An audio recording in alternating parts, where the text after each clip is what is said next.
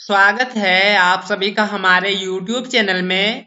आज हम NCERT class 10 क्षितिज हिंदी के अध्याय 4 आत्मकथ्य के प्रश्नों को सॉल्व करेंगे। तो आगे बढ़ने से पहले अगर आपने हमारे YouTube चैनल को सब्सक्राइब नहीं किया है तो सब्सक्राइब करके बेल आइकन प्रेस कर लीजिए ताकि हमारे आने वाले वीडियो का नोटिफिकेशन सबसे पहले आपको मिल सके। और अगला वीडियो आपको किस सब्जेक्ट का और कौन से चैप्टर का चाहिए ये भी हमें कमेंट में जरूर बता दें ताकि जितना जल्दी हो सके हम वीडियो बना सकें। तो चलिए शुरू करते हैं और देखते हैं कि कौन कौन से प्रश्न है और उसके उत्तर क्या होंगे। इसमें पहला प्रश्न है, कवि आत्मकथा लिखने से क्यों बचना चाहता है? इसका उत्तर है, कवि आत्मकथा लिखने से इसलिए बचना चाहता है क्योंकि उनका जीवन दुखदायी घटनाओं से भरा पड़ा है। अपनी सरलता के कारण उन्होंने कई बार धोखा भी खाया है। वे मजाक का कारण नहीं बनना चाहते हैं। उन्हें लगता है कि उनकी आत्मकथा में कुछ रोचक और प्रेरक नहीं है। अगला प्रश्न है, आत्मकथा सुनाने के संदर्भ में अभी समय भी नहीं। कवि ऐसा क्यों कहता है? इसका उत्तर है, अभी समय भी नहीं। कवि ने ऐसा इसलिए कहा है क्योंकि कवि को लगता है कि उसने जीवन में अब तक कोई भी ऐसी उपलब्धि हासिल नहीं की है जो दूसरों को बताने योग्य हो, तथा उसके जीवन में उसे सुख की प्राप्ति नहीं हुई है। कवि इस समय अपने दुख और पीड़ा को कुछ सीमा तक भूल गया है और उसे याद करके वह दुखी नहीं होना चाहता है। अगला प्रश्न है, स्मृति को पाथेय बनाने से कवि का क्या आशय है? इसका उत्तर है, स्मृति को पाथेय बनाने से कवि का आशय जीवन मार्ग से प्रेरणा से है। कवि ने जो सुख का स्वप्न देखा था वह उसे कभी प्राप्त नहीं हुआ, इसलिए कवि स्वयं को जीवन यात्रा से थका हुआ मानता है। जिस प्रकार पाथेय यात्रा में यात्री को सहारा देता है, आगे बढ़ने की प्रेरणा देता है, ठीक उसी प्रकार स्वप्न में उसके द्वारा देखे गए सुख की समृद्धि भी कवि को जीवन मार्ग में आगे बढ़ने का सहारा देती है। अगला प्रश्न है, भाव स्पष्ट कीजिए। जिसमें पहला प्रश्न है, मिला कहाँ वह सुख जिसका मैं स्वप्न देखकर जाग गया, आलिंगन में आते आते मुस्किया कर जो भाग गया।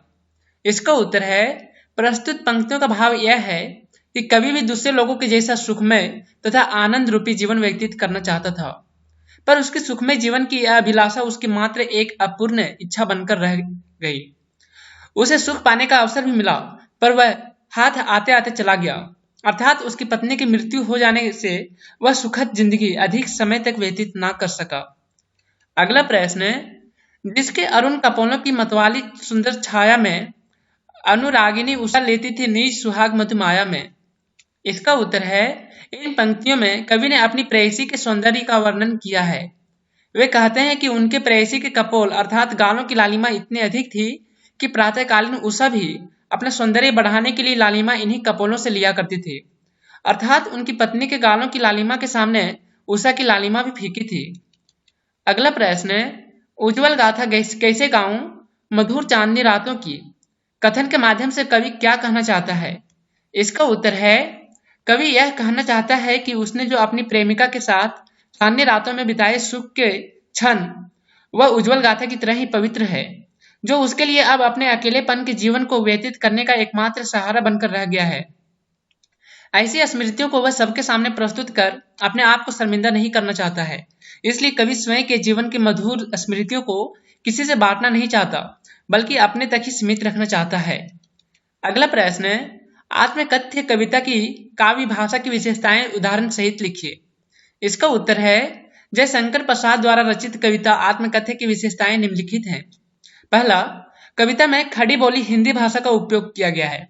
दूसरा, अपने मनोभावों को व्यक्त कर उसमें सजीवता लाने के लिए कवि ने ललित, सुंदर एवं नवीन बिंबों का प्रयोग किया है, जैसे जिसके अरुण कपोलों की मतवाली सुंदर छाया में अनुरागिनी उषा लेती थी निज सुहाग मधुमाया में। तीसरा, प्रस्तुत कविता में कवि ने नवीन शब्दों का प्रयोग किया है। चौथा, मानवीकरण शैली का प्रयोग किया गया है। और पांचवा, अलंकारों का प्रयोग से काव्य सौंदर्य बढ़ गया है, जैसे खिलखिलाकर आते आते, इसमें पुनरुक्ति अलंकार का प्रयोग किया गया है। अरुण कपोलों, इसमें रूपक अलंकार का प्रयोग किया गया है। मेरी मौन अनुरागी उषा, इसमें अनुप्रास अलंकार का प्रयोग किया गया है। अगला प्रश्न है, कवि ने जो सुख का स्वप्न देखा था उसे कविता में किस रूप में अभिव्यक्त किया है? इसका उत्तर है, कवि ने जो सुख का स्वप्न देखा था उसे वह अपनी प्रेयसी नायिका के माध्यम से व्यक्त किया है। कवि कहता है कि नायिका स्वप्न में उसके आते आते मुस्कुरा कर चली गई। कवि कहना चाहता है कि जो सपने उसने अपने प्रेमिका ने मिलकर देखे थे वो तो उसे कभी प्राप्त नहीं हुआ। उसने जिस सुख की कल्पना की थी वह उसे कभी प्राप्त ना हुआ और उसका जीवन हमेशा उस सुख से वंचित ही रहा। इस दुनिया में सुख छलावा मात्र है। हम जिसे सुख समझते हैं वह अधिक समय नहीं रहता, किसी स्वप्न की भांति जल्दी ही गायब हो जाता है। अगला प्रश्न, इस कविता के माध्यम से प्रसाद जी के अभिव्यक्ति की जो झलक मिलती है उसे अपने शब्दों में लिखिए। इसका उत्तर है जयशंकर प्रसाद जी छायावादी काव्य के प्रवर्तक हैं। उनका जीवन सादगी भरा रहा। उन्होंने अभावग्रस्त जीवन जिया।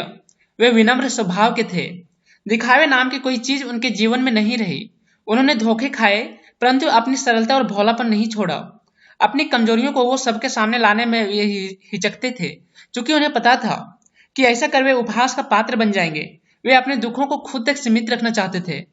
आपको ये वीडियो कैसा लगा है हमें कमेंट में जरूर बताएं, और अगर वीडियो अच्छा लगे तो इसे लाइक कीजिए, दोस्तों के साथ शेयर कीजिए, और अगर आपने हमारे YouTube चैनल को अभी तक सब्सक्राइब नहीं किया है तो सब्सक्राइब करके बेल आइकन प्रेस कर लीजिए ताकि हमारे आने वाली वीडियो का नोटिफिकेशन सबसे पहले आपको मिल सके।